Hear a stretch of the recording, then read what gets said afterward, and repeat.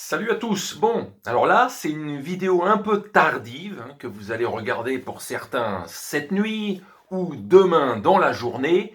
Euh, voilà, je voulais faire un petit peu le bilan de ce qui est arrivé ces dernières heures entre deux personnes, deux entraîneurs, deux bonhommes qui n'ont rien à voir l'un avec l'autre, qui n'ont pas le même caractère, qui n'ont pas la même vision et qui n'ont pas, je dirais, le même amour de leurs équipes qu'ils entraînent.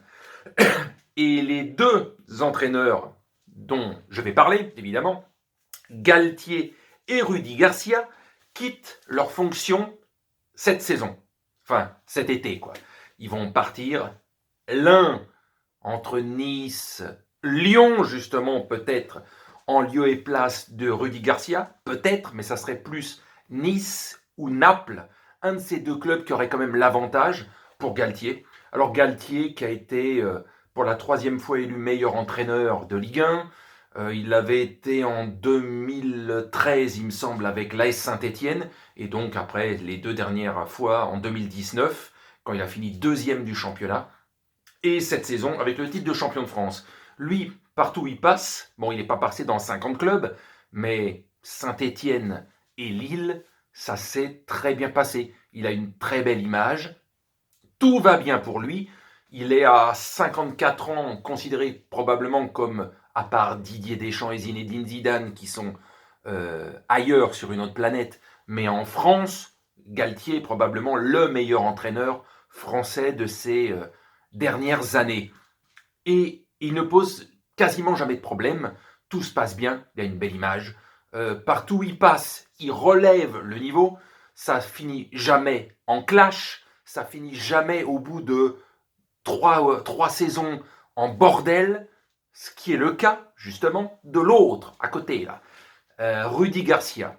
Bon, eh ben lui, ça s'est fini encore en vrille, là, hein, avec Juninho, avec Olas, etc. C'est parti complètement en couille, comme c'était parti déjà en couille avec l'Olympique de Marseille, comme ça l'était déjà aussi un peu quand il était à l'AS Roma. En fait, lui, il y a une saison qui se passe à peu près bien, et dès la deuxième, ça commence à être tendu, souvent, la deuxième saison, voire au pire la troisième, mais on sait d'avance qu'avec Rudy Garcia, ça se finit mal.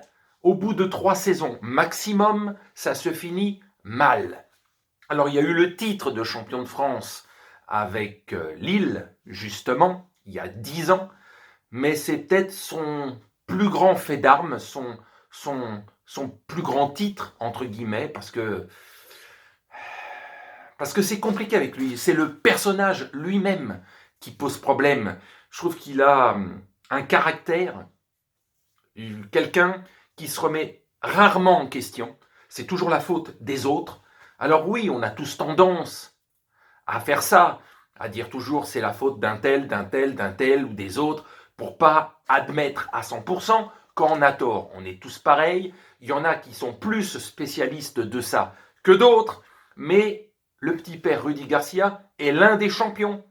C'est encore une fois, comme à l'époque de Marseille, comme à l'époque de la Roma, ou maintenant à Lyon, c'est la faute de l'entourage, c'est la faute de la présidence, c'est la faute des joueurs, mais c'est pas lui. Maintenant, c'est pas lui qui met toujours, au bout de 2 ou 3 saisons, une ambiance de merde. Parce que il pense qu'à sa gueule, un petit peu comme Mourinho, mais avec 2, 3 crans de talent en moins.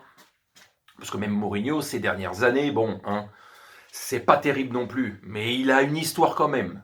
Donc lui, on peut un peu plus respecter. Rudy Garcia, ça n'a jamais été quelqu'un que j'ai apprécié. Qu'il soit à l'époque de Marseille, ou à la Roma, ou à Lyon, c'est un bonhomme que j'ai jamais apprécié, sincèrement. Et ben ça confirme ce que je pense de lui. C'est peut-être un petit con, hein, dans son attitude. Toujours moi, moi, moi. Les autres ont toujours tort, moi j'ai toujours raison. Mais à force, mec, comme tu gagnes pas souvent des trophées, depuis ces dernières années, tu devrais peut-être descendre d'un ou deux crans, quoi. Mais c'est un problème avec lui. À mon avis, un jour, il va se faire griller, cramer, et il trouvera quasiment plus aucun club qui voudra de lui, parce que, bon, voilà, ok, pendant une saison, tu peux faire quelques petits miracles, mais bon, Tu gagnes pas tout en une saison, ou limite tu gagnes rien. C'est au bout de 2, 3 saisons, comme fait Galtier. C'est 2 saisons, 3 saisons, 4 saisons pour construire et arriver le mieux possible. À Saint-Étienne, c'était pareil. C'était au bout de 3, 4 saisons qu'il donnait le meilleur de son équipe, les Verts. Et là, c'est pareil. Une première saison, entre guillemets, compliquée, où il a fallu être relégué, et puis après, la machine est lancée, etc. Et puis s'il n'y avait pas eu le Covid la saison dernière, probablement qu'il aurait fait 3 podiums d'affilée, quoi. Donc voilà, la différence entre ces deux bonhommes qui le même jour annoncent qu'ils arrêtent là où ils sont, l'un avec le titre suprême de meilleur entraîneur de France et surtout le titre de champion de France pour Lille 10 ans après le dernier, et Rudy Garcia, comme à Marseille, comme à Rome, ça se finit en vrille. Parce que ce type a un pet au casque, l'air de rien. Bon allez, sur ce, je vous salue, bonne nuit.